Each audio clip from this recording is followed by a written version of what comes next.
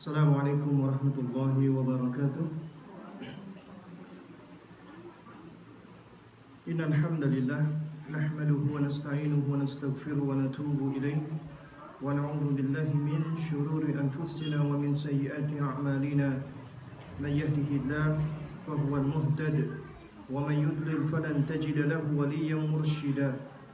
Asyhadu an la ilaha illallah wahdahu la syarika lah wa asyhadu anna Muhammadan abduhu wa rasuluh la nabiyya ba'dahu amma ba'du. Fa inna asdaqal kalami kalamullah wa khairal hadi hadi Muhammadin sallallahu alaihi wasallam wa syarrul umuri muhdatsatuha wa kullu muhdatsatin bid'ah wa kullu bid'atin dhalalah wa kullu dhalalatin finnar amma ba'du. Jamaah sekalian, para ummahat dan para akhwat yang dimuliakan Allah Azza wa Jalla, insyaallah, alhamdulillah, ya, Allah Subhanahu wa taala masih mengizinkan kita semua di pagi hari ini untuk dapat berjumpa dalam rangka untuk tafaqquh fid din, dalam rangka untuk mendalami agama kita, mempelajari ilmu yang bermanfaat untuk kita semua.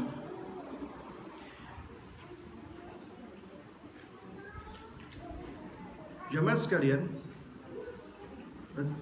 ketika kita diizinkan Allah Subhanahu wa taala, diberikan bimbingan dan taufiknya untuk hadir di majelis-majelis ilmu, mempelajari perkara-perkara yang penting untuk agama kita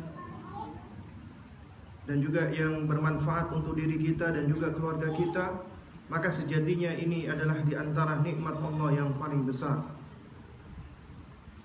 Bahkan baginda Nabi yang mulia alaihi salatu wassalam, beliau senantiasa berdoa meminta kepada Allah Subhanahu wa taala, Allahumma inna nas'aluka ilman nafi'ah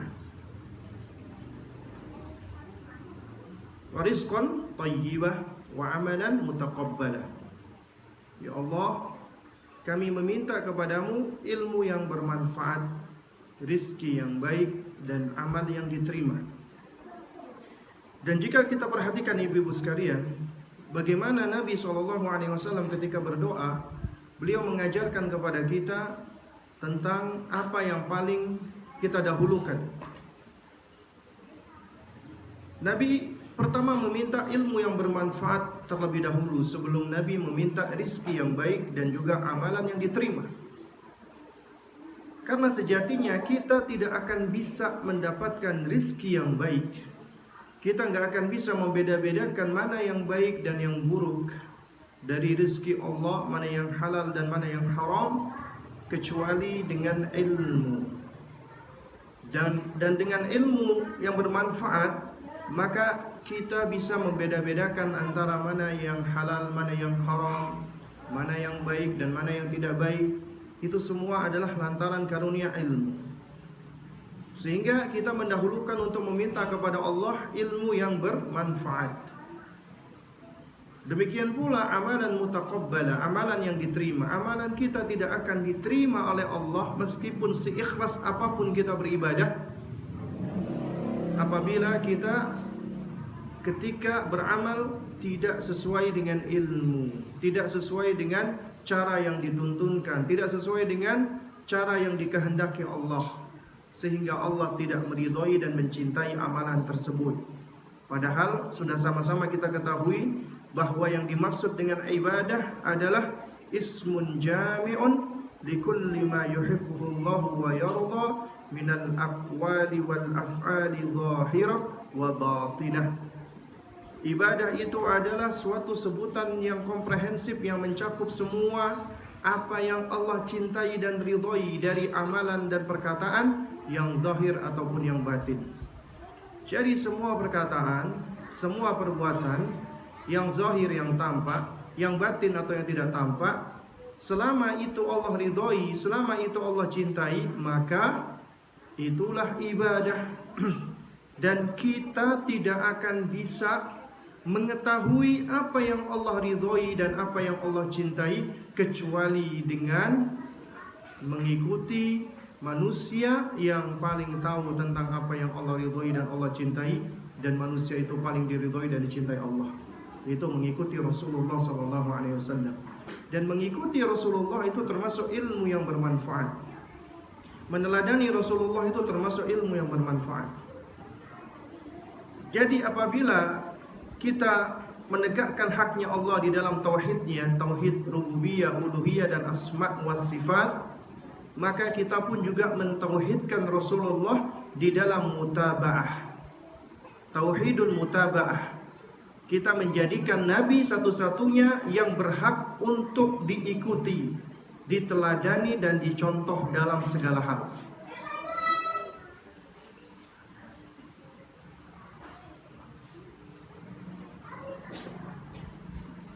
Baik jemaah sekalian yang dimuliakan Allah Subhanahu wa taala. Nah, jika kita telah menegakkan haknya Allah dan haknya Rasulullah, maka semua apa yang kita kerjakan insyaallah taala ya sesuai dengan kehendak Allah, Allah akan meridhoinya dan Allah akan mencintainya. Asalkan kita berupaya ya untuk senantiasa beraktivitas, beramal, bergerak, dia berkata, semuanya itu adalah untuk Allah Subhanahu wa taala, karena Allah Subhanahu wa taala, dan mencontoh Rasulullah sallallahu alaihi wasallam. Nah, karena itulah ya kita di pagi hari ini berusaha untuk mencari ilmu yang bermanfaat untuk kita dan juga untuk anak-anak kita, keluarga kita. Sebab ilmu yang bermanfaat itulah yang dapat menghantarkan kita menuju ke ridhonya Allah, cintanya Allah. Dan apabila Allah ridha dan Allah cinta, maka insya Allah kita akan dimasukkan olehnya ke dalam jannahnya, surganya. Dan itu adalah kenikmatan yang paling besar ketika seorang hamba telah menapakkan kakinya ke jannah Allah. Itu adalah fauzul azim, kemenangan yang paling besar. Dan tidak ada lagi kemenangan yang lebih besar daripada ketika seseorang telah menapakkan kakinya ke dalam surga Allah. Akan tetapi menuju ke surga Allah itu tidaklah mudah. Ya, jalan menuju ke surga Allah itu penuh dengan ujian, penuh dengan hambatan, penuh dengan halangan, penuh dengan berbagai macam rintangan-rintangan.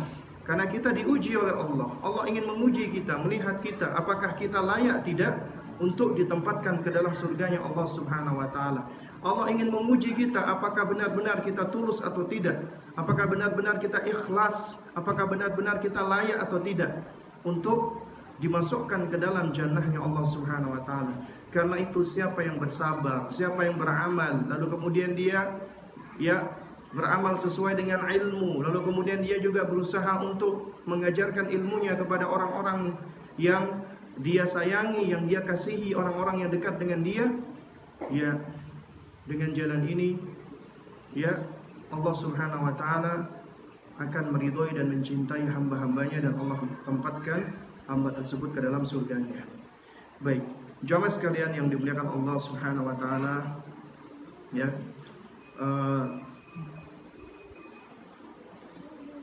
kita melanjutkan kajian kita, yaitu Tarbiyatul Aulad fi Dhawil Kitabi wa Sunnah, panduan mendidik anak sesuai dengan sunnah Nabi sallallahu alaihi wasallam.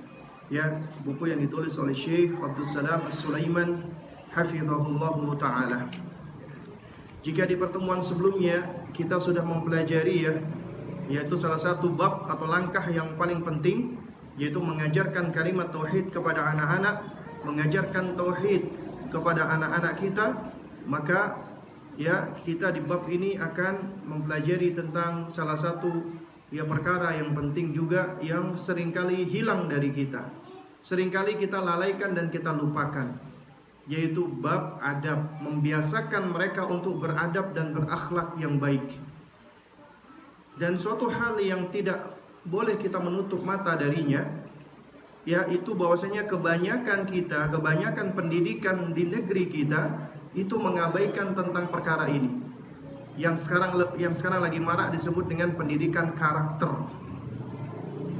Jadi jangan heran ibu-ibu sekalian, apabila kita perhatikan ya, itu para koruptor-koruptor di negeri ini itu kebanyakan orang-orang yang secara intelektualitas cerdas.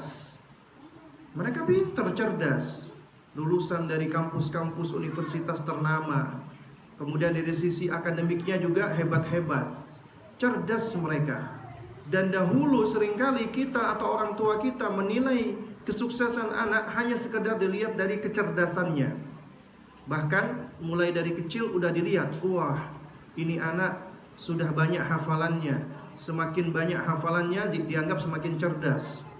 Wah ini anak sudah bisa duluan membaca, semakin cepat bisa membaca dianggap itu adalah tanda cerdasnya seseorang.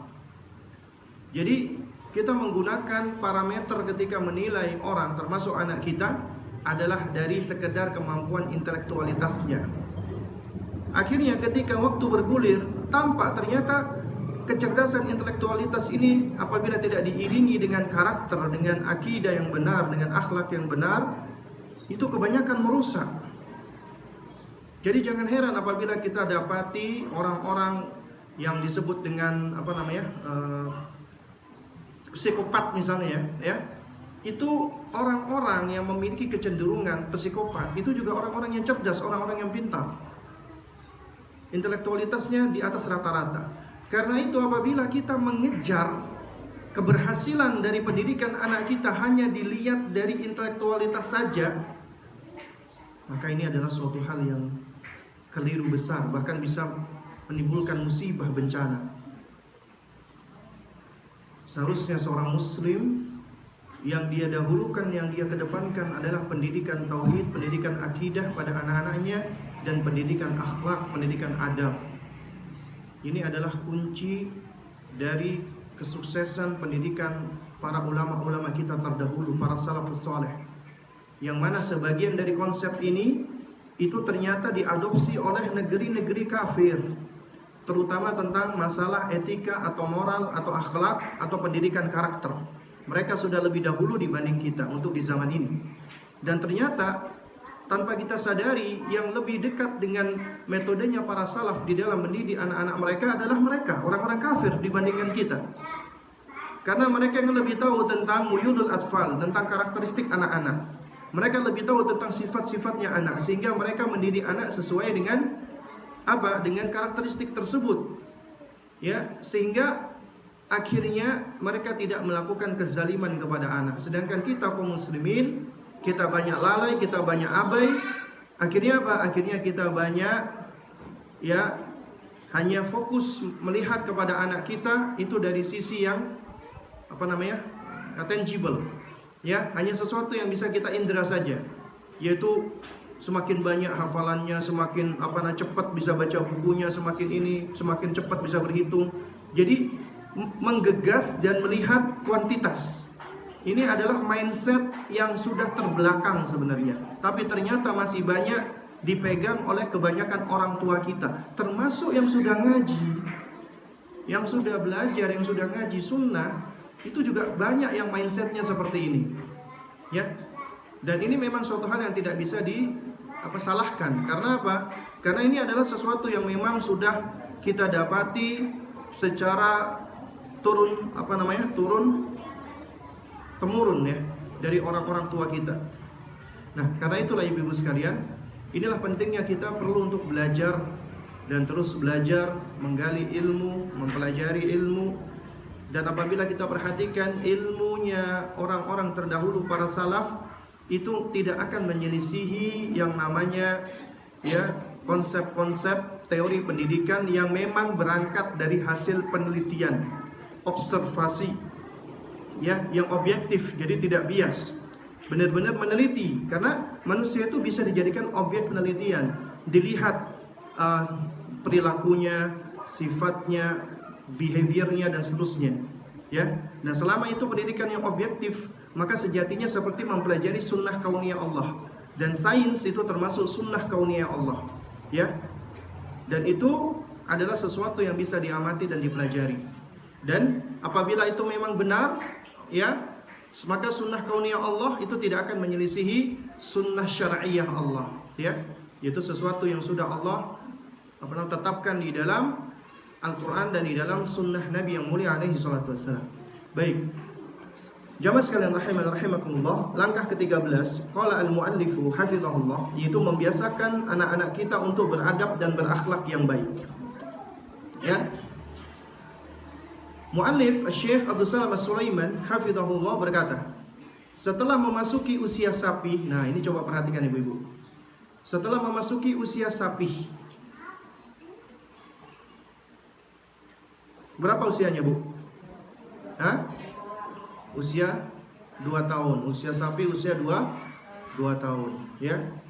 Sang anak di fase ini ditandai dengan kepolosan fitrahnya. Bukan artinya bahwasanya di bawah 2 tahun itu fitrahnya tidak polos, tidak. Itu malah masih lebih bersih lagi fitrahnya, karena masih ya kontaminan-kontaminan yang merusak fitrahnya masih tidak begitu banyak. Sebab interaksi mereka dengan lingkungan sekitar yang dapat merusak fitrah masih lebih sedikit, ya. Nah, tapi usia anak itu sudah mulai belajar optimal itu sebenarnya di atas usia 2 tahun, ya. Itu lebih efektif lagi ketika belajar. Meskipun di usia 2 tahun mereka sebenarnya sudah bisa ya menyerap informasi-informasi yang ada di sekitarnya dengan indera pendengarannya khususnya. Ya, dengan indera pendengarannya. Lalu kemudian di usia ini maka yang mulai optimal adalah indera penglihatannya. Mereka akan menjadi seorang sosok yang hebat, ya, pembelajar yang hebat. Mereka akan menjadi seorang pengamat yang luar biasa. Ya, mengobservasi sekitarnya, melihat, mencontoh, melakukan. Ini metode belajar mereka, ya.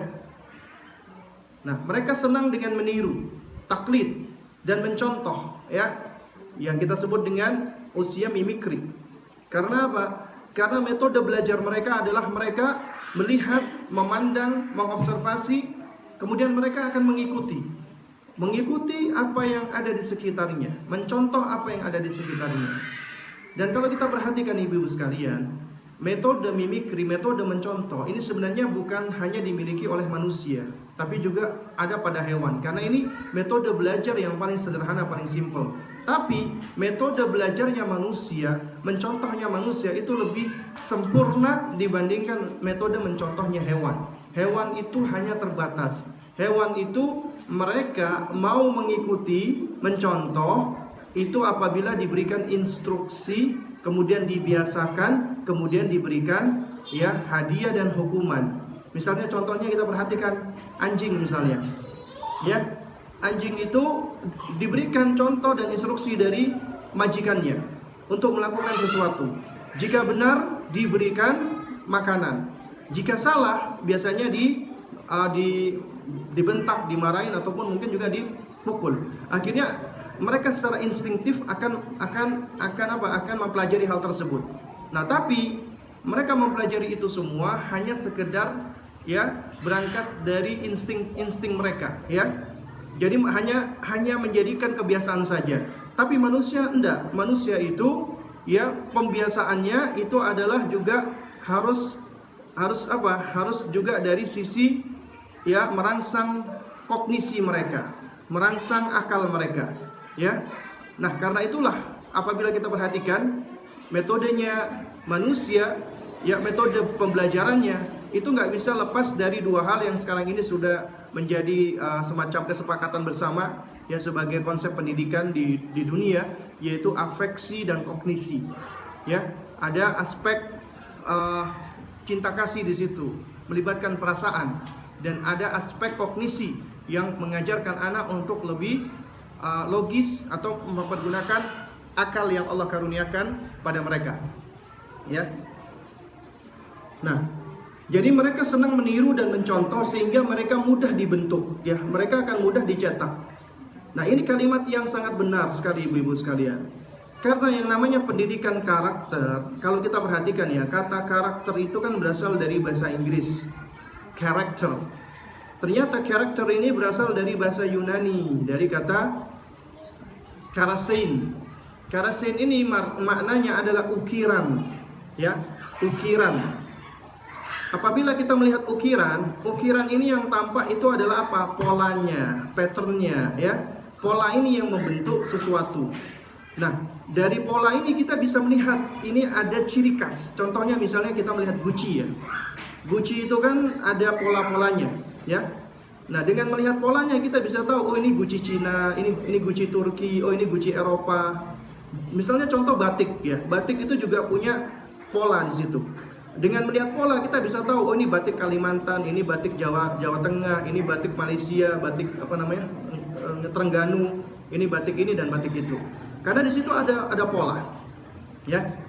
Dan sejatinya karakter itu sama. Ya, karakter itu adalah sesuatu pola yang diukirkan. Yang sudah diukir, ya. Dan ketika diukir, dia itu akan membentuk ya sesuatu yang diukir tersebut. Nah, oleh karena itu sesuatu yang sudah diukir biasanya itu akan menempel kuat. Nah, karena itu ibu-ibu sekalian, apabila kita mendidik karakter anak dari semenjak kecil, maka itu kita seakan-akan ya mengukir di atas batu. Sebagaimana kata Al-Imam Al-Hasan Al-Basri rahimahullahu taala. Al-Imam Al-Hasan Al-Basri rahimahullahu taala, beliau pernah mengatakan ta'limu fi sighari, ya, mengajarkan ketika masih usia kanak-kanak, kan nakshi fil hajari, seperti mengukir di atas batu. Jadi kalau kita mengukir batu mungkin agak susah, ya, harus butuh kelemah lembutan agar tidak pecah, agar tidak hancur, ya. Dan juga kita ketika mengukir juga harus berhati-hati. Dan harus punya ilmunya pula kita ketika mengukir. Tapi ketika sudah terukir, maka yang sudah diukir itulah yang akan membekas terus. Ya. Dan yang diukir tersebut tidak akan mudah hilang. Tapi beda kalau kita mengukirnya di atas pasir. Dan ini seperti kita mendidik anak-anak yang sudah lebih gede atau yang sudah dewasa. Itu sudah sulit. Ya, bukan artinya sulit, tapi mustahil tidak. Tapi jelas lebih sulit. Seperti mengukir di atas pasir. Mengukir di atas pasir itu gampang. Gampang. Ya, ketika digores itu sudah ada bekas ukirannya, tapi begitu mudah hilangnya. Ya, kena angin ataupun kena air sedikit sudah nutup, sudah hilang. Bahkan kadang-kadang sudah tidak berbekas. Ya. Nah, jadi ibu-ibu sekalian yang dimuliakan Allah Subhanahu wa taala, metode membiasakan anak kita beradab dan berakhlak yang baik itu sejatinya kita sedang membangun karakter mereka, membangun karakter anak-anak kita, ya. Nah, apabila kita sudah membiasakan mereka dengan adab dan kita sudah mematri akhlak yang baik kepada mereka, maka mereka akan sudah memiliki karakter yang sudah tampak dari apa yang telah kita ukirkan pada mereka. Nah, karena itu dikatakan mu'alif, jangan sampai meremehkan fase ini dan beranggapan mereka masih kecil belum ngerti apa-apa, ya. Nah, ini banyak di antara orang tua kita seperti itu, ya. Jadi dianggap masih kecil, kadang-kadang kita melakukan sesuatu, memperlihatkan sesuatu, mencontohkan sesuatu, bicara sesuatu di hadapan mereka, dianggap mereka nggak ngerti apa-apa, padahal mereka itu adalah makhluk yang pintar, makhluk yang cerdas. Mereka bukan cuma robot ataupun bukan cuma boneka, tapi mereka adalah manusia yang mereka itu bisa menyerap segala sesuatu yang ada di sekitarnya, dan mereka punya daya penalaran meskipun penalarannya masih belum sempurna. Nah, karena itulah di dalam sebuah syair disebutkan, ya, qad yanfa'ul adab al-aulad fi sighar, ya. Nah, bisa jadi mengajarkan adab, ya, adab anak boleh jadi hanya bermanfaat hanya saat mereka masih kecil, ya. Walaysa yanfa'uhum min ba'dihi adab, dan sudah tidaklah bermanfaat lagi adab, yaitu mengajarkan adab setelahnya, itu setelah sudah dewasa. Ya, maksudnya ya dikatakan tidak bermanfaat di sini adalah sudah semakin sulit mengajarkan adab ketika anak-anak kita sudah menjadi dewasa. Lalu kemudian di sini ditamsil, ya, diumpamakan, diberikan ibarat. Ya, innal ghusun idza addaltaha ya'tadalat. Sesungguhnya anak ranting, ya, anak ranting itu sifatnya masih lunak, ya.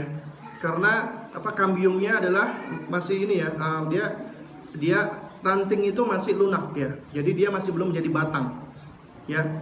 Jadi apabila engkau luruskan, maka dia bisa lurus, ya, ranting tersebut. Ya, wala yalinu walau ya layental khashab, dan batang kayu yang sudah menjadi kayu gak akan yalin, gak akan lunak kembali ya, meskipun kau berupaya untuk melunakkannya ya. Jadi maksud syair di sini adalah mengajarkan adab itu paling efektif adalah ketika mereka masih anak-anak, ketika mereka masih kecil ya, apalagi di usia mereka sudah disapih, meskipun sebelum disapih mereka sudah dibiasakan untuk mendengarkan kebaikan ya. Dan ini adalah masa di mana mereka masih mudah untuk dicetak ya, saat mereka masih mudah dicetak dan dibentuk. Namun ketika mereka sudah mulai beranjak dewasa, akan semakin sulit merubah tabiat yang sudah terbiasa menjadi pembiasaan dari mereka ya.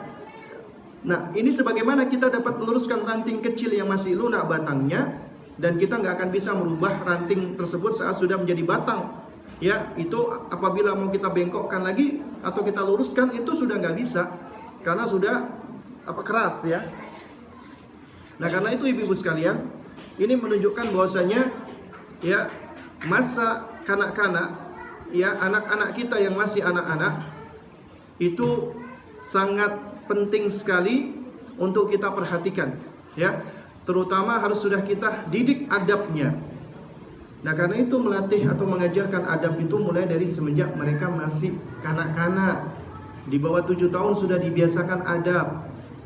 Sehingga siapa yang berpendapat adab diajarkan ketika sudah usia mumayyiz, ya ini menurut saya adalah pendapat yang kurang tepat, pendapat yang kurang benar, yang kurang pas.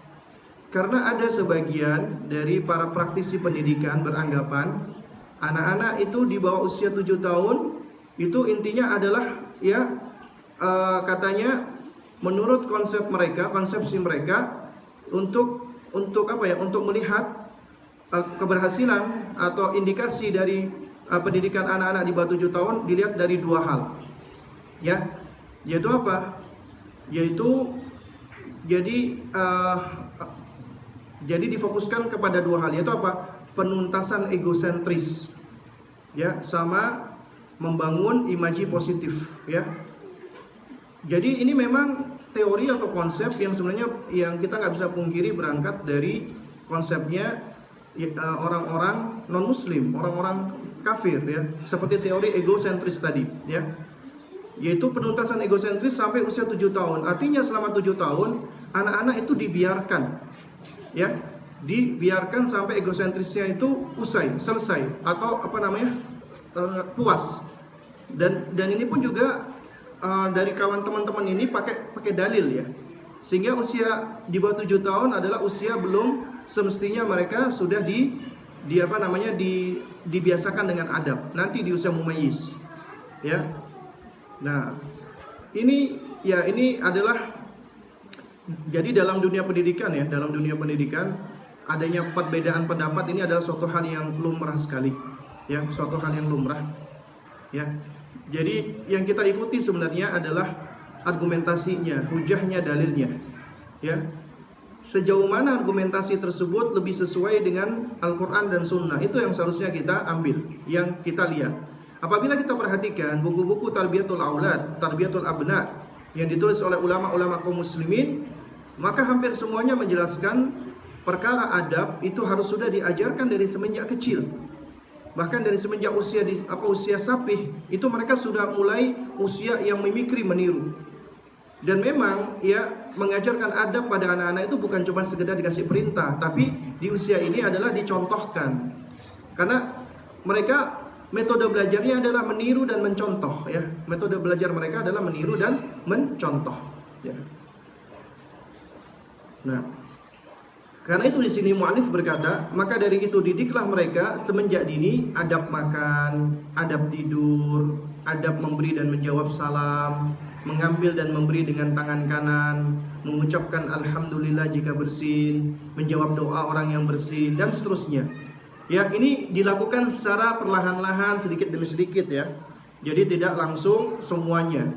Jadi misalnya kita ajari mereka ya, mulai dari misalnya adab bangun tidur ya. Jadi dicontohkan adab bangun tidur dulu. kemudian ditalkinkan doanya, lalu kemudian itu apa yang harus dilakukan pertama kali, ya. Lalu kemudian juga ajarkan pula ya bagian adab-adab yang merupakan adab kebersihan, ya. Karena ya di antara adabnya adalah apa? Adalah itu di dalam buku-buku fikih, ya. Setelah seseorang itu bangun tidur, maka dianjurkan untuk mencuci tangannya sebelum memegang apapun, ya. Ini adalah hal-hal yang harus diperhatikan. Dan apabila kita perhatikan, ternyata adab Islam itu sangat menjaga kebersihan, higienis. Sehingga orang Islam itu adalah orang yang sebenarnya memiliki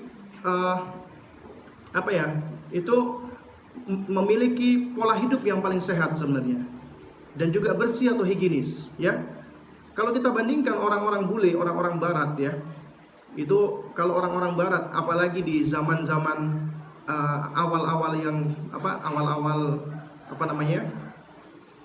Renaissance, ya, itu jika kita perhatikan mereka itu jarang mandi. Jadi bisa jadi mereka mandi itu hanya sebulan sekali, 2 bulan sekali, dan mereka adalah jorok. Apalagi dalam bab istinja, dalam bab buang air, ya, bersuci dari buang air, itu mereka adalah paling jorok. Sayangnya kita tanpa sadar digiring untuk mengikuti pola-pola mereka. Makanya kita lihat mall-mall sekarang itu, ya, itu sudah model-modelnya model-model kayak orang-orang barat atau Eropa yang jorok. Jadi istinjanya itu mereka sangat benar-benar nggak tahu apa alasannya untuk berhemat air atau seperti apa. Jadi yang namanya air itu dari toilet muncratnya dari bawah, ya. Terus kemudian harus pakai tisu dan yang semisalnya, ya.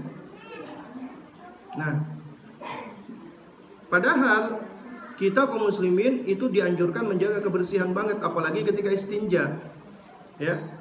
Itu apabila ada air, ya, maka harus bersuci dengan sempurna dengan air tersebut. Dan jika tidak ada air, maka boleh pakai batu, ya. Disebut dengan istijmar, ya. Jadi bersuci dengan batu, ya. Nah, tapi apabila tidak ada batu, maka kata Syekh Utsaimin boleh dengan yang lainnya seperti kertas yang bersih ataupun tisu yang bersih. Intinya adalah menjaga kebersihan, ya. Nah, jadi ibu-ibu sekalian yang dimuliakan Allah Subhanahu wa taala, ya, sejatinya apabila kita mengikuti etika-etika yang ada di dalam agama kita, ya, dan apabila kita ikuti semua, kita mungkin nggak mampu, kita mungkin nggak bisa, ya. Karena begitu luar biasanya, karena begitu kompleksnya, begitu sempurnanya, ya. Nah, cuman kita tetap dituntut untuk apa? Untuk berusaha mengamalkan etika-etika dan adab-adab tersebut, ya. Baik. Di sini kita bisa perhatikan, ya, riwayat yang dibawakan oleh penulis dari Umar bin Abi Salamah radhiyallahu taala anhuma, ya. Umar bin Abi Salamah ini adalah anak tirinya Rasulullah SAW, ya. Jadi, ya, Umar bin Abi Salamah, ya, itu adalah putra tiri Rasulullah SAW, ya. Umar bercerita, kuntu gulaman fi hijrin Nabi sallallahu alaihi wasallam wa kanat, ya, jadi tatishu fi sahfati faqala li ya gulam sammillah wa kul bi yaminik wa kul mimma yalik, ya. Kata Umar bin Abi Salamah, ya, kuntu gulaman fi hijrin Nabi sallallahu alaihi wasallam. Aku ketika kecil pernah berada di pangkuan Nabi sallallahu alaihi wasallam, ya. Kemudian dia ceritakan, ya, wa kanat yadayya tatishu fi sahfati, ya. Dan saat itu tanganku sedang, ya, hilir mudik memegang piring-piring, ya. Jadi berada di tempat makanan. Maka Nabi pun mengajarkan kepadaku, ya. Ya gulam, wahai bocah, wahai anak, samillah, ucapkan bismillah, ya. Wa kul biyaminik, makan pakai tangan kananmu. Wa kul mimma yalik, dan makan dari yang dekat, ya. Ambillah makanan yang dekat dengan kamu. Ini adab diajarkan Nabi SAW. Yaitu apa? Pertama, adabnya kepada Allah diingatkan dulu. Yaitu apa? Sambillah, ucapkan bismillah. Bismillah itu ibu-ibu, ini adalah pengajaran adab pertama kali yang paling penting, yaitu mengajarkan adab kepada Allah. Artinya ketika kita bismillah, mengucapkan bismillah sebelum kita melakukan sesuatu, ini membuahkan faedah. Kita itu selalu senantiasa mendahulukan Allah, menyebut nama Allah, untuk mencari keberkahan dari menyebut nama Allah. Makanya ya, bismillah itu manfaatnya adalah apa? Untuk ngalap berkah, itu apa namanya? Tabarruk, ya. Bertabarruk dengan nama Allah. Dan di situ ada suatu apa namanya? Hasr lil maksud, ya. Ada suatu pembatasan maksud. Apa maksud? Artinya? Artinya ketika seseorang membaca bismillah, ya, itu sebenarnya ada apa ya? Ada, kalau di dalam bahasa Arab itu ada sesuatu yang mahdzuf, ada sesuatu yang disembunyikan. Itu kalimat yang kurang sebenarnya. Dengan nama Allah itu seakan-akan itu ada suatu hal yang kurang, ya. Nah, yang kurang ini itu sebenarnya dia punya takdir. Nah, apa takdirnya? Itu adalah sesuatu yang kita kerjakan, ya. Maksudnya begini, ibu-ibu sekalian. Misalnya begini, ketika kita akan menulis, kita mengucapkan bismillah. Nah, itu maksudnya apa? Maksudnya bismillahi aktubur risalah. Dengan nama Allah aku menulis surat ini. Jadi kalimat bismillah itu ya mengawali aktivitas ataupun perkataan ataupun amalan yang akan kita kerjakan.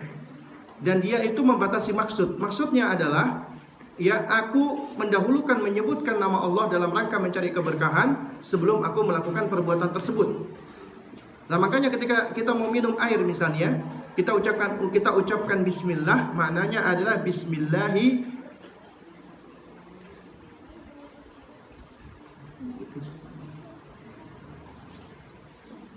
asyrabul ma', ya. Ya. Nah, jadi ketika kita akan minum air kita mengucapkan bismillahi dengan nama Allah, asyrabul ma'a, aku meminum air, ya. Dan ini adalah adab. Juga demikian ketika kita mau makan, ya. Kita mengucapkan bismillah, dengan nama Allah aku makan. Sebelum kita berjalan keluar, bismillah.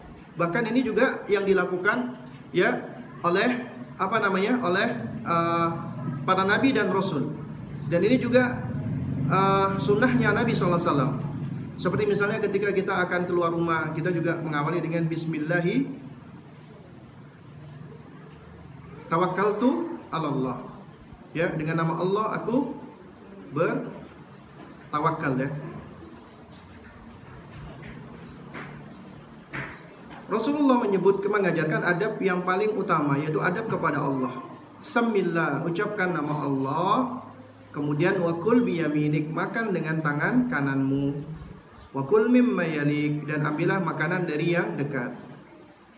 Dan ibu-ibu sekalian yang dimuliakan Allah, kalau kita perhatikan, kenapa kok Islam itu membedakan tangan kiri dan tangan kanan? Dan Rasulullah itu menyukai sesuatu yang baik dengan apa?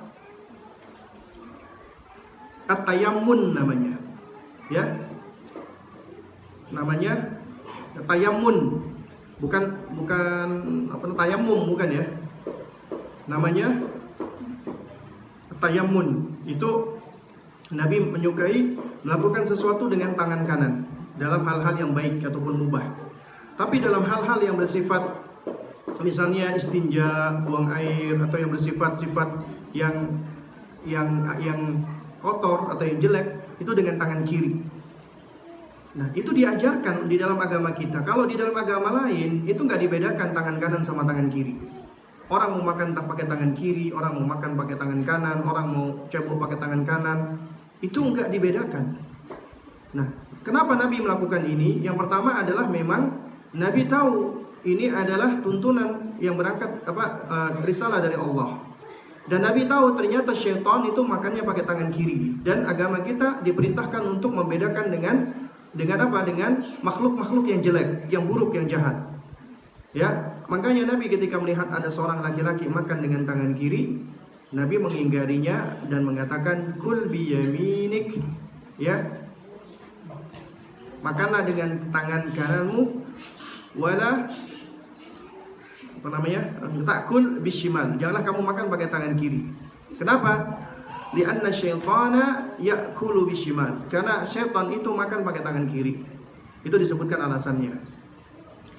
Nah, tapi ibu-ibu sekalian, ada hikmah, ya, ada faidah yang besar. Kenapa kok kita bedakan antara tangan kanan dan tangan kiri?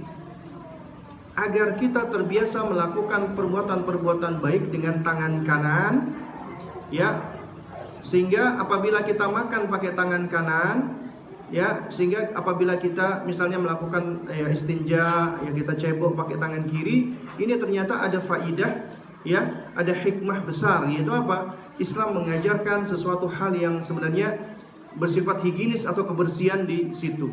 Karena, ya, apabila tidak dibedakan antara tangan kanan kita dan tangan kiri kita, misalnya di dalam melakukan perbuatan-perbuatan misalnya yang bersifat membersihkan atau cebok, ini tentunya akan menyebabkan, ya, ya, ada sisi-sisi yang kurang bersih di situ, ada sisi-sisi yang kurang higienis di situ. Nah, ini diantara hikmah, ya. Ini bukan ilat, ya, bukan sebab, ya, bukan ilat itu artinya adalah sebab hukum, bukan. Tapi ini adalah diantara hikmah yang para ulama berusaha untuk menggali hikmahnya, ya. Lalu kemudian Umar bin Abi Salamah berkata, maka semenjak itu cara makanku adalah seperti yang diajarkan Nabi SAW, ya. Jadi setelah itu cara makannya adalah sebagaimana yang diajarkan oleh Rasulullah SAW, ya. Lalu kemudian juga mu'alif berkata, jauhkanlah dari akhlak-akhlak yang jelek, ya, seperti dusta, egois, ya, iri, dengki kepada kawan-kawannya. Jadi ternyata ibu-ibu sekalian, ya, akhlak-akhlak yang baik itu harus sudah ditumbuhkan dan ditanamkan pada anak-anak kita semenjak kecil. Nah, kalau kita perhatikan, memang ada fase, ya, dari sisi karakteristik anak kita, maksudnya dari sisi sifat anak kita yang tumbuh, itu mereka memiliki, ya, sifat egosentris, ingin diperhatikan. Ini memang bagian daripada perkembangan psikologi anak, dan ini suatu hal yang alami. Tapi ini tidaklah lama biasanya. Ini biasanya hanya di usia biasanya 2, 3, 4, 5 tahun paling banter, ya, usia egosentris. Jadi nggak sampai usia sampai usia 7 tahun, tidak, ya. Dan egosentrisnya anak-anak itu berbeda-beda satu dengan yang lainnya. Dan ini bisa dididik sebenarnya. Sebab apa? Sebab yang namanya egosentris itu memang, ya, sebagian orang melihat ini sebagai sikap yang selfish, ya, sikap egois, ya. Padahal sebenarnya tidak. Ini adalah fase daripada mereka masih menginginkan perhatian ekstra dari orang tua dan lingkungan sekitarnya, ya. Tapi apabila kita tidak memberikan mereka perhatian, ya, ini biasanya memang egosentrisnya anak ini bisa berkembang menjadi akhlak yang gak baik, yaitu egois, ya. Ataupun juga sama, jika orang tua terlalu berlebihan di dalam memperhatikan anaknya, ya, kemudian terlalu memanjakan anaknya, itu pun juga akan bisa melahirkan sikap anania atau egois seperti ini, ya. Dan juga, ya, ada kadang-kadang namanya kakak, ya, ketika melihat adiknya lebih disayang, itu akan muncul perasaannya dia, perasaan iri sama adiknya, ya. Ini orang tua harus memahami irinya anak kepada adiknya itu suatu hal yang normal sebenarnya. Nah, ini tinggal orang tua saja, ya, yang perlu untuk mendidik, ya. Jadi misalnya sang kakak itu iri sama adiknya, maka artinya sang kakak itu dia merasa kurang diperhatikan, harus diberi perhatian dan diberi penjelasan. Jadi ketika ibu misalnya punya adik masih bayi dan kakaknya misalnya masih 2 tahun, ya, ini memang, ya, berat, ya, buat sang ibu, ya, karena dia nggak bisa fokus kepada dua-duanya. Yang dia lebih fokus adalah tentunya kepada adiknya, karena adiknya lebih butuh perhatian ibunya. Sedangkan sang kakak itu dia masih sangat butuh sekali dengan ibunya. Yang tadinya dia masih banyak bisa kemulan sama ibunya, artinya dia selalu tidur sama ibunya, bisa dipeluk sama ibunya. Sekarang kok adiknya, akhirnya muncullah ya perasaan iri, ya perasaan adiknya ini telah merampas ibunya seperti itu muncul di dalam dirinya, ya. Nah, karena itu ibu harus bijak, ya. Jadi harus bijak, harus melihat hal ini dan harus bersabar. Jadi harus ada waktu yang harus diluangkan oleh sang ibu tadi dengan sang kakaknya.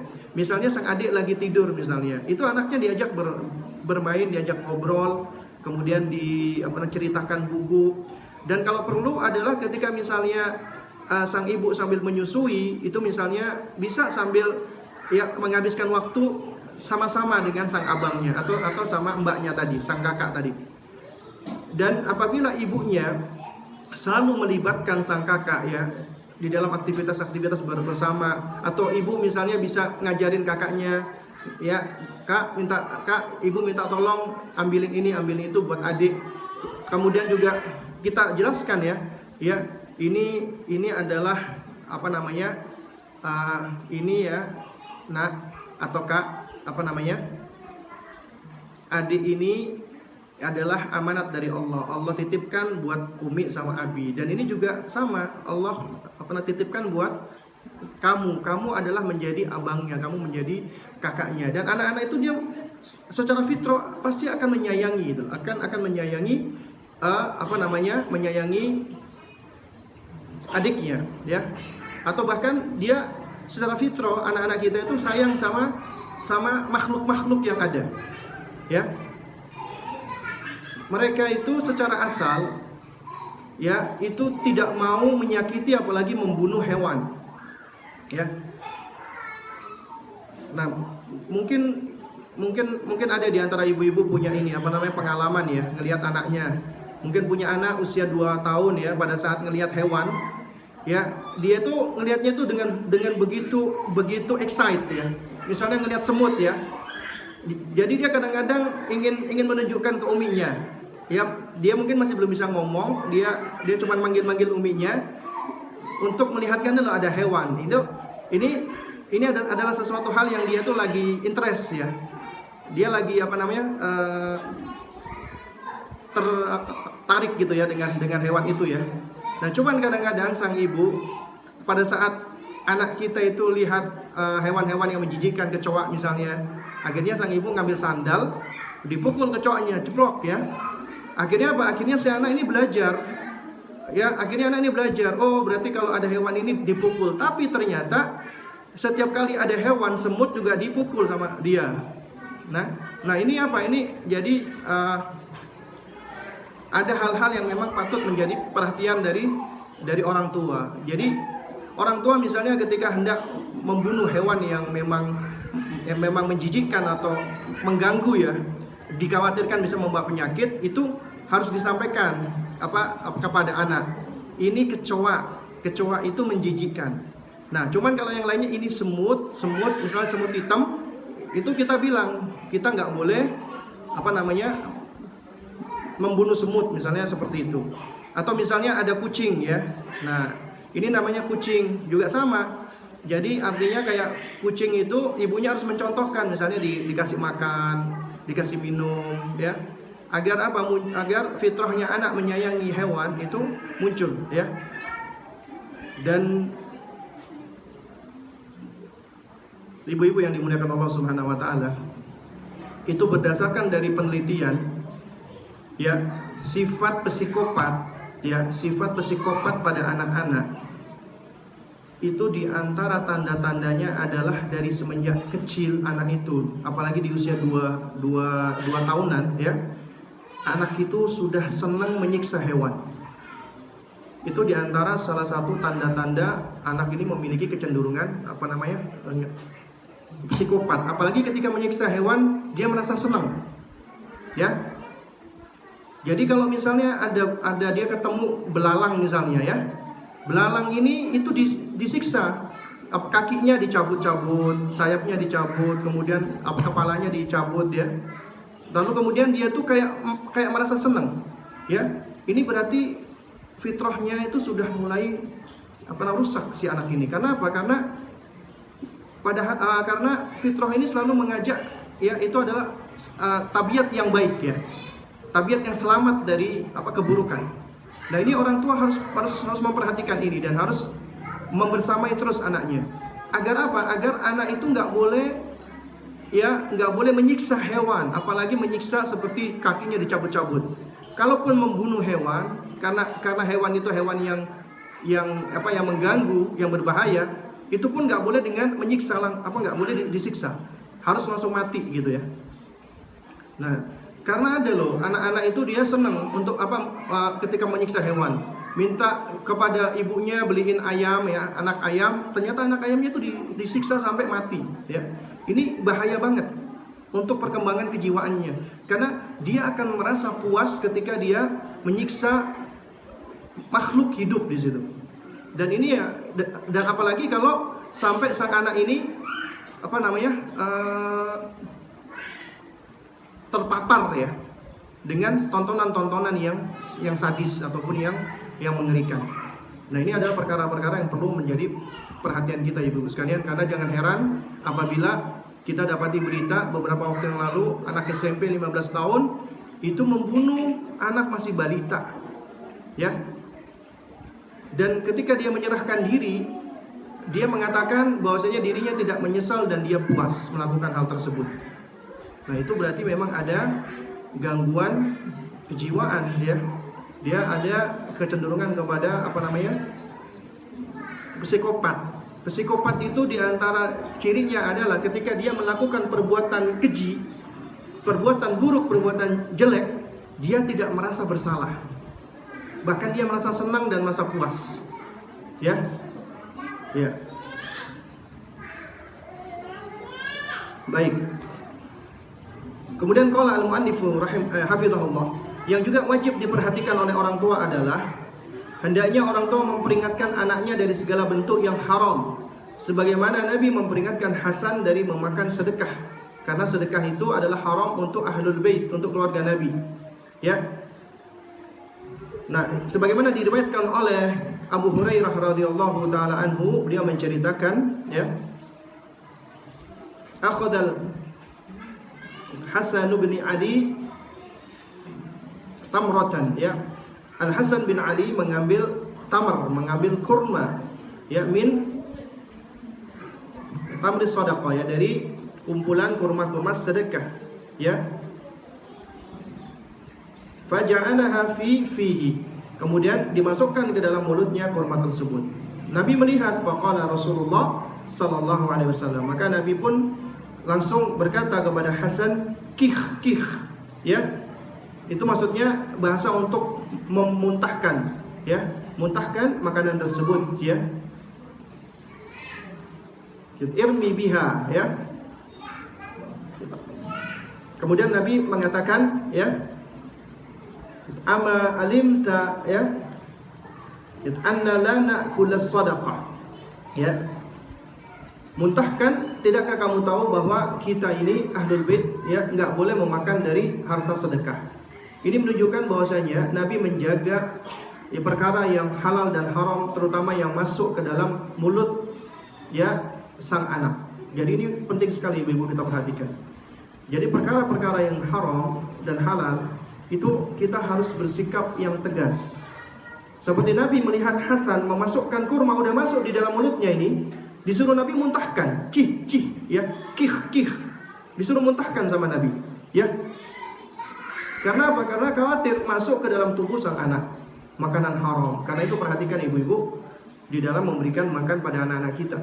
Karena memberikan makanan yang haram itu dapat menumbuhkan daging yang haram, dan itu bisa menjadi penyebab tertolaknya doa. Ya. Kemudian dari Abdullah bin Mas'ud radhiyallahu taala anhu bahwa beliau melihat putranya memiliki baju dari sutra. Sutra itu boleh bagi wanita, haram bagi laki-laki.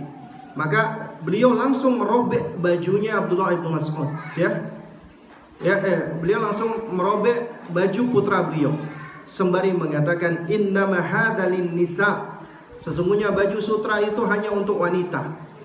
Ini ya ibu-ibu sekalian, melakukan tindakan tegas ini akan apa? Akan menjadikan sang anak itu dia lebih kuat mengetahui ini adalah perkara yang haram. Dia nggak boleh mendekatinya. Karena secara asal kita mendidik anak kita dengan lemah lembut. Ya, kita mendidik mereka dengan lemah lembut. Nah, ketika orang tuanya itu tiba-tiba berbuat dengan perbuatan tegas, artinya itu sesuatu yang memang nggak diperbolehkan, sesuatu yang haram. Nah, karena itulah wajib bagi para orang tua mencegah anaknya dari perbuatan yang haram. Padahal anak itu diangkat pena darinya, ya. Maksudnya diangkat pena adalah belum berdosa. Anak ibu mencuri belum berdosa. Anak ibu misalnya ya melakukan perbuatan-perbuatan maksiat belum berdosa. Tapi harus sudah dicegah oleh orang tuanya. Anak melakukan perbuatan-perbuatan yang seperti itu. Kenapa? Karena apabila sang anak terbiasa melakukan yang haram di waktu kecilnya, dibiarkan, maka dia akan terbiasa mengerjakannya di saat anak itu sudah dewasa. Ya. Itu jadi apabila sang anak itu terbiasa melakukan yang haram di waktu kecil, maka dikhawatirkan anak akan terbiasa mengerjakan di saat dia sudah mukallaf, sudah dewasa, sehingga sulit baginya terbebas dari kebiasaan ini. Nah, kemudian mu'alif berkata, hendaknya bagi para ibu untuk membiasakan anak perempuannya merasa malu, ya, dan menghindar dari laki-laki asing. Jadi ibu-ibu sekalian, ya, al-haya, malu, ya,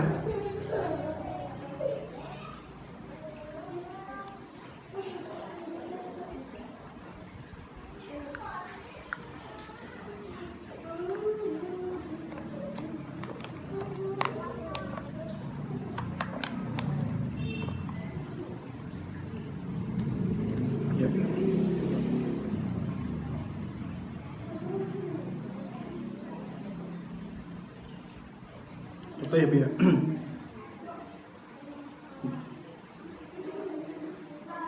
Hendaknya bagi para ibu untuk dia membiasakan anak perempuannya merasa malu dan menghindar dari laki-laki asing yang bukan mahramnya, ajnabi. Jadi kalau anak-anak ibu yang perempuan itu misalnya ada laki-laki asing, dia malu ngomong, kemudian dia selalu sembunyi-sembunyi. Ini sebenarnya akhlak yang bagus ibu-ibu sekalian. Ya, kadang-kadang ibu ketika ya membawa anaknya, kemudian ada laki-laki yang datang, kemudian anaknya malu-malu, nggak mau ngomong, nggak mau salaman. Kadang-kadang ibunya bilang, ini memang ini anak saya ini pemalu ini. Jadi seakan-akan sifat pemalu itu adalah suatu sifat yang malu-maluin gitu loh. Padahal tidak. Ini adalah termasuk akhlak yang bagus buat anak perempuan. Tinggal diarahkan saja. Artinya ya kita harus mengetahui sifat malunya anak perempuan kita itu baik, itu bagus, ya. Itu termasuk bagian dari akhlak yang mulia, akhlaknya wanita. Malu, al-haya, ya. Itu tinggal disuburkan dan tinggal diarahkan. Ya, tinggal diarahkan, ya, ada batasan-batasan mana yang dia seharusnya tidak perlu malu, misalnya ketika dia ingin bertanya tentang suatu hal yang bermanfaat untuk dirinya, atau dia ingin menyampaikan sesuatu kepada orang tuanya. Itu adalah hal-hal yang harus sudah diajarkan kepada anak. Lalu kemudian juga anak perempuan dibiasakan memakai pakaian tertutup dan menjauhi pakaian dengan pakaian pendek yang banyak menimpa mayoritas umat Islam saat ini. Meskipun sebenarnya ibu-ibu tidak mengapa anak-anak masih kecil dia memakai pakaian yang dia sukai, ya, pakaian-pakaian yang misalnya yang indah, tapi jangan sampai pakaian itu adalah pakaian-pakaian yang terlalu mencolok. Artinya seperti anak kecil dipakein pakaian tank top atau yang semisalnya, ya. Itu ini bahaya. Tapi kalau mereka pakai baju-baju yang indah, baju-baju yang berkilau, baju-baju princess, baju-baju putri, ya, itu memang bagian daripada fitrah mereka. Mereka suka keindahan. Dan ketika mereka mengenakan hal tersebut di usianya masih kanak-kanak, itu masih belum berdosa, ya. Nah, sehingga kita sebagai orang tua, ya, ketika sang anak mau, itu nggak ada masalah, tapi tetap kita harus lebih banyak, ya, mencontohkan, memperlihatkan dan mengajarkan pakaian yang paling baik bagi wanita adalah pakaian seperti ini, hijab, ya, yaitu yang menutupi aurat, ya, yaitu pakaian yang dikenakan oleh ibunya. Itu adalah yang lebih baik atau yang paling bagus, ya. Nah, jadi jamaah sekalian yang dimuliakan Allah Subhanahu wa taala, ya. langkah yang ke-13 ini adalah di antara langkah yang sangat penting sekali. Ya, ini adalah di antara langkah agar kita bisa memperoleh anak-anak yang saleh, yang memiliki karakter yang bagus, karakter yang kuat, karakter yang baik, ya. Dan pendidikan karakter seperti ini adalah pendidikan yang saat ini banyak hilang dari kita kaum muslimin. Padahal para salaf terdahulu, mereka itu lebih mendahulukan mengajarkan al-adabu qabla talabi, mengajarkan adab sebelum mengajarkan untuk menuntut ilmu. Makanya jangan heran apabila Abdullah ibnu al-Mubarak rahimahullah sampai-sampai beliau mengatakan apa? Talabtul adaba, ya, 30 sanah. Aku menuntut atau belajar adab selama 30 tahun. Talabtul ilma 20 sanah. Dan aku mempelajari ilmu 20 tahun. Wa kanu yatlubunal adab qabla al-ilmi. Mereka para sahabat menuntut adab dulu, belajar adab dulu sebelum mereka mempelajari ilmu. Ya. Demikian pula, ya, muridnya Imam Malik yang bernama Ibnu Wahab, ya. Ibnu Wahab rahimahullah itu mengatakan, ma ta'allamna min adabi Malikin aktsaru mimma ta'allamna min ilmihi. Ya, apa yang kami pelajari dari adabnya Malik itu lebih banyak daripada apa yang kami pelajari dari ilmunya. Ya, Ibnu Wahab mengatakan kami lebih banyak belajar adabnya Imam Malik daripada belajar ilmunya Imam Malik. Ya. Ya.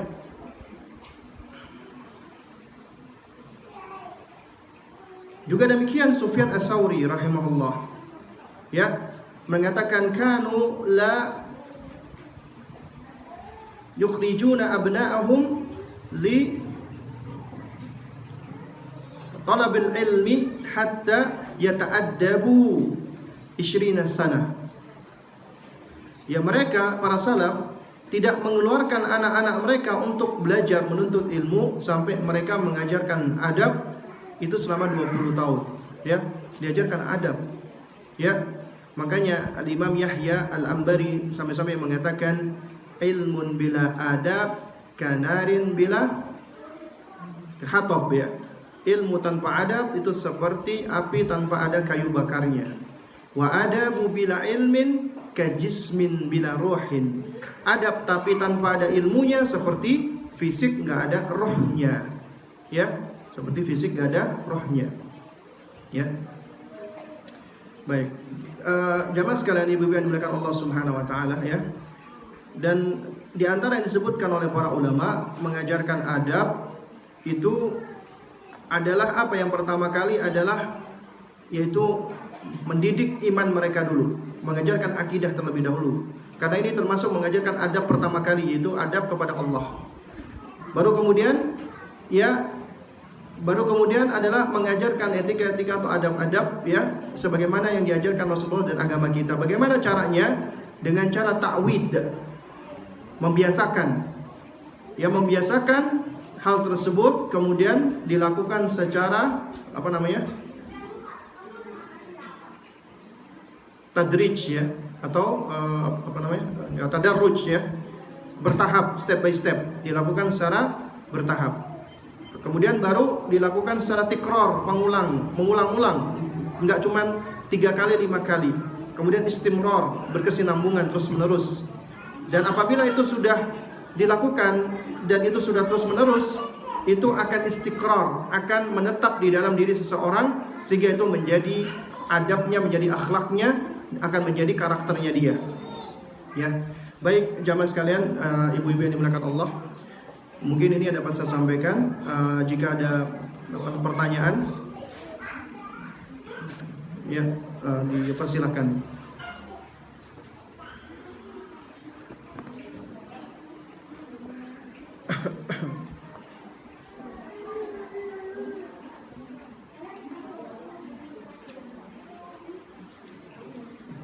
Banyak ternyata.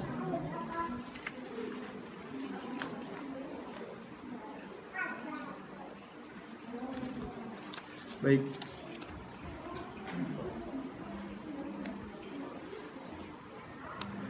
Ustadz, bagaimana cara mengalihkan anak-anak bermain boneka, robot, atau action figure? Pertama, pertanyaannya adalah berapa usia anak ibu? Kalau usianya masih di bawah 7 tahun, tidak mengapa mereka bermain boneka atau laki-lakinya bermain robot misalnya, karena itu termasuk permainan yang dibolehkan untuk mereka. Ya. Lalu yang kedua ya, kalau permainan-permainan itu misalnya adalah permainan yang membahayakan atau yang mengandung keharaman misalnya, yang gak dibolehkan buat anak-anak, yaitu misalnya kita banyak memberikan gadget sama anak-anak kita, memberikan mereka handphone atau tablet, atau membiarkan mereka banyak menonton TV, itu lebih buruk dampaknya. Nah, itu harus dialihkan. Bagaimana caranya mengalihkan? Di antara caranya mengalihkan adalah nggak langsung mereka dilarang, susah kalau langsung dilarang. Tapi kita ajak mereka bermain. Orang tuanya mengajak mereka bermain dengan permainan-permainan yang menyenangkan. Artinya orang tua itu harus belajar untuk bermain, sedangkan anak-anak itu bermain untuk belajar. Ya. Nah, jadi apabila orang tua itu mereka mau meluangkan waktu bermain sama anak-anak, ini manfaatnya besar sekali, ya. Manfaat buat orang tua akan lebih kuat bondingnya sama anak, attachmentnya sama anak akan lebih kuat. Ya. Kemudian sang anak yang bermain sama orang tuanya juga demikian, dia akan banyak belajar dari orang tuanya, dan juga dia akan kuat attachmentnya dan bondingnya sama orang tuanya, dan dia akan lebih percaya sama orang tuanya, dan dia akan tidak merasakan kekurangan perhatian dari orang tuanya. Jadi harus diluangkan waktu bermain bersama dengan sang anak. Itu adalah cara mengalihkan anak dari bermain yang seperti itu. Tapi kalau bermain boneka, itu bagus untuk anak-anak perempuan, bagus untuk bermain boneka. Itu untuk melatih kasih sayang mereka, untuk menumbuhkan, menyuburkan kasih sayang mereka. Atau itu Ibunda Aisyah radhiyallahu taala anha, ya, padahal sudah menjadi istri Nabi, cuman dia kan memang usianya masih kanak-kanak. Ya, itu ketika Nabi melihat beliau bermain boneka, itu oleh Nabi dibiarkan, ya. Jadi karena memang usianya mereka masih senang bermain boneka, ya. Hanya saja menurut para ulama, ya, itu hendaknya untuk mencari boneka-boneka yang tidak utuh bentuknya atau gambarnya. Tapi oleh sebagian ulama yang lainnya, meskipun gambarnya utuh bonekanya, itu suatu hal yang tidak mengapa untuk anak-anak, tidak untuk orang dewasa. Karena memang ada kaidah, ya, dia dikatakan apa namanya?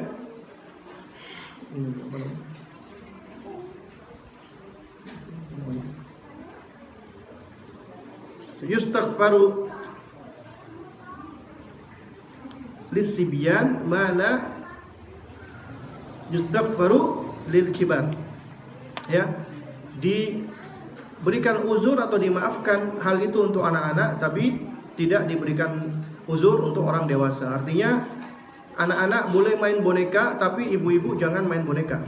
Cuman boleh untuk misalnya membersamai anak-anak, untuk melatih mereka, menyuburkan mereka, dan termasuk bermain peran, ya. Bermain peran ini itu besar manfaatnya ibu-ibu. Bermain peran itu berbeda sama kita bermain sandiwara, beda, ya. Jadi bermain peran itu adalah kita sudah mengajarkan mereka agar mereka sudah mengenal untuk memperkenalkan perannya mereka sesuai dengan fitrahnya. Ketika mereka misalnya menjadi seorang ibu. Ustaz, ada hadis riwayat Tabrani yang berbunyi di akhir zaman nanti akan ada banyak wabah dan penyakit melanda manusia di dunia, hanya umatku yang terhindar karena memelihara wudhunya. Apakah hadis ini sahih? Wallahu ta'ala a'lam. Ini sudah juga sempat saya cari dan saya tanyakan di beberapa grup, ya, namun belum saya dapati. Kalau melihat dari modelnya, lihat model matannya, itu sepertinya hadis yang tidak sahih. Karena yang pertama, ya, para ulama di dalam membahas tentang masalah fikih, bab fikih tentang keutamaan wudhu, ya, kalau seandainya hadis ini adalah hadis yang hasan atau sahih atau minimal dhaif, ya, itu minimal akan kita dapati di dalam buku-buku tentang masalah wudhu, karena ini menunjukkan keutamaan wudhu, ya, ini menunjukkan tentang keutamaan wudhu. Namun ternyata kita, ya, sejauh dari ini kita, ya, dari pendeknya penelaahan kita, adalah ternyata tidak kita dapati hal ini. Ya, kita tidak mendapati riwayat ini. Ya. Ya, sehingga wallahu taala a'lam bishawab ya. Jadi ini harus ditakkid terlebih dahulu. Cuman kalau ngelihat dari model matanya adalah sepertinya hadis yang tidak sahih. Wallahu a'lam bishawab. Ustaz, apakah memuji anak tanpa mengucapkan Masya Allah bisa menimbulkan ain walaupun tidak melihat fotonya? Ya. Jadi memuji anak ya tanpa mengucapkan Masya Allah itu sebenarnya tidaklah berdosa ya. Cuman ini menyelisihi adab ya. Apakah bisa menimbulkan ain? Ya wallahu taala alam bisawab ya. Sesuatu yang bisa menimbulkan ain itu adalah apabila ya kita melihat apabila sesuatu itu dilihat atau digambarkan keadaannya, ya, dilihat atau digambarkan keadaannya, itu yang bisa menimbulkan ain, karena ain itu berangkat dari pandangan mata yang hasad atau yang dengki ataupun yang keji, ya. Dan menurut pendapat yang rajih, untuk menghindarkan ain itu sebenarnya bukan dengan mengucapkan lafaz Masya Allah, tapi didoakan dengan keberkahan, ya, dengan al-barakah, ya. Ini sebagaimana yang disebutkan ya oleh Syekh Shalih Fauzan Al-Fauzan hafizahullah taala, karena riwayat yang ada adalah mengucapkan keberkahan buat sang anak tersebut, ya, bukan mengucapkan Masya Allah. Cuman boleh mengucapkan Masya Allah itu adalah sebagai bentuk takjub, ya, pujian.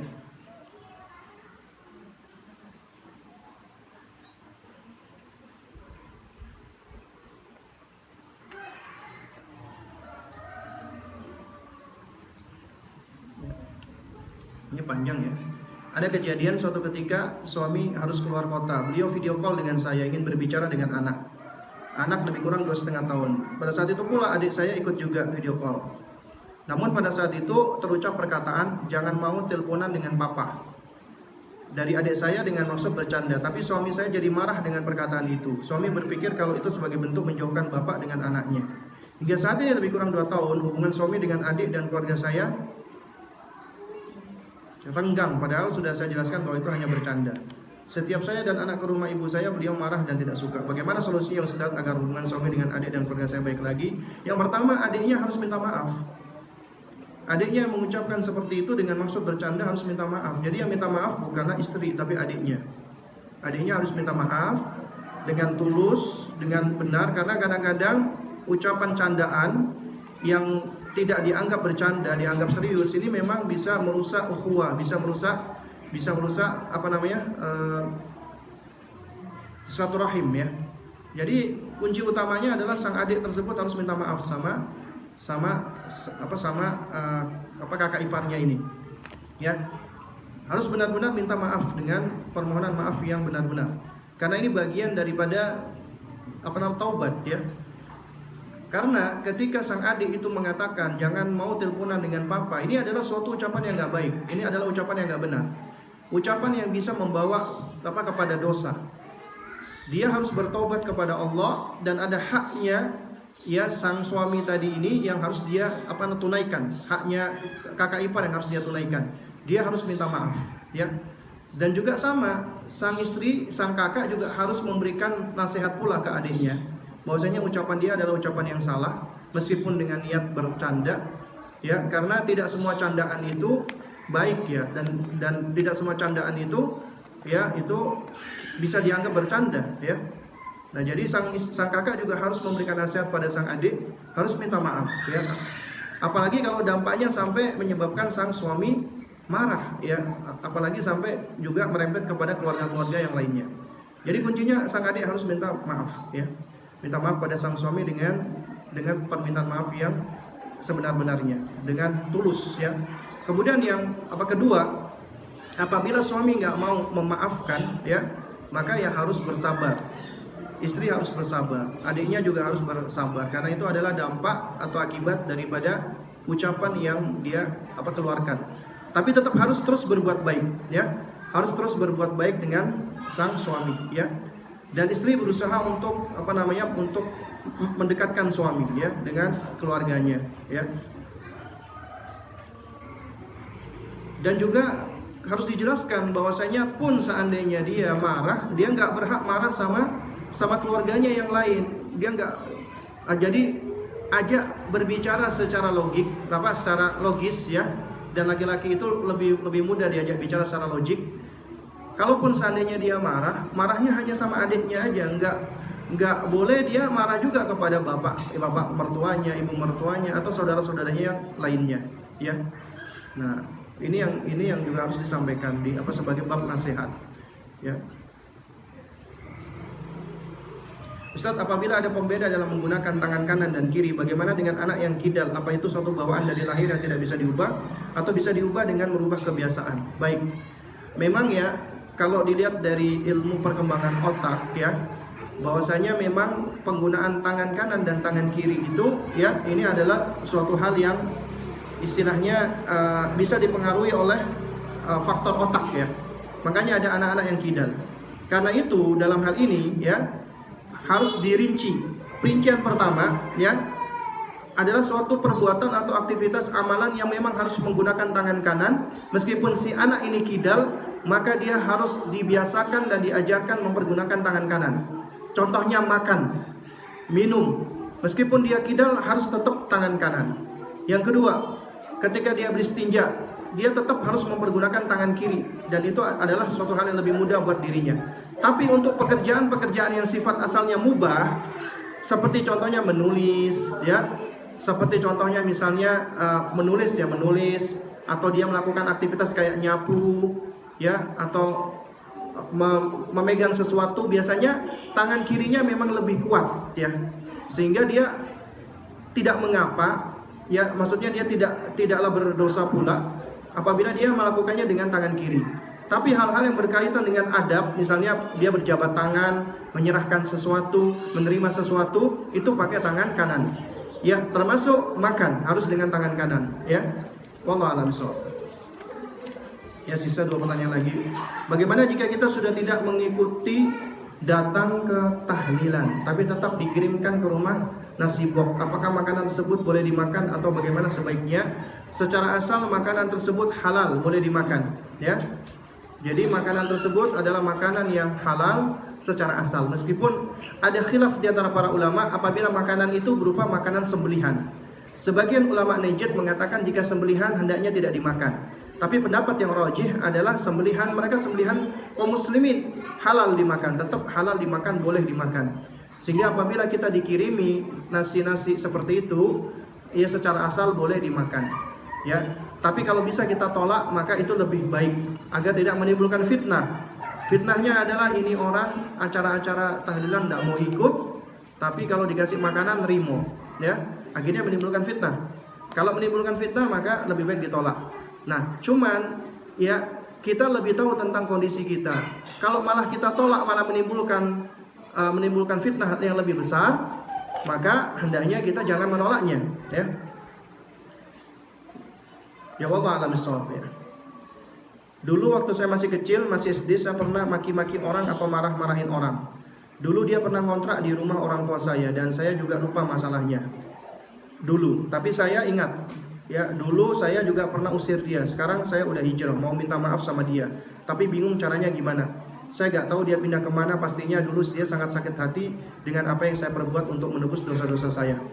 Kalau kita pernah menzalimi orang, maka yang pertama kali kita harus bertobat kepada Allah, ya. Pastinya ya, kita harus bertobat kepada Allah. Kita minta maaf sama Allah. Kemudian yang kedua, jika kita sudah berusaha mencari orang tersebut untuk meminta maaf, ya, untuk meminta penghalalan dari dirinya, tapi kita belum ketemu sama orang tersebut, ya, maka kita boleh melakukan amalan kebaikan mengatasnamakan dia. Contohnya misalnya kita bersedekah atas nama dia, atau yang paling utama adalah kita berdoa, mendoakan dia kebaikan-kebaikan. Ya, itu adalah diantara salah satu bentuk ya kita apabila ingin minta maaf sama orang tersebut, namun ternyata orang itu misalnya sudah meninggal atau kita sudah kesulitan untuk menjumpai orang itu lagi, ya, dengan cara kita mendoakan dia. mendoakan kebaikan untuk dia, atau kita bersedekah, beramal-amal kebaikan tapi mengatasnamakan dengan si fulan atau orang tersebut. Ini juga suatu hal yang perbolehkan. Wallahu taala a'lam bishawab. Ya, mungkin ini yang dapat saya sampaikan. Kurang lebihnya saya mohon maaf jika ada hal-hal yang keliru atau yang salah datangnya dari diri saya pribadi. Yang hak datangnya dari Allah Subhanahu wa taala. Subhanakallahumma wa bihamdika asyhadu an la ilaha illa anta astaghfiruka wa atubu ilaik. Wassalamualaikum warahmatullahi wabarakatuh.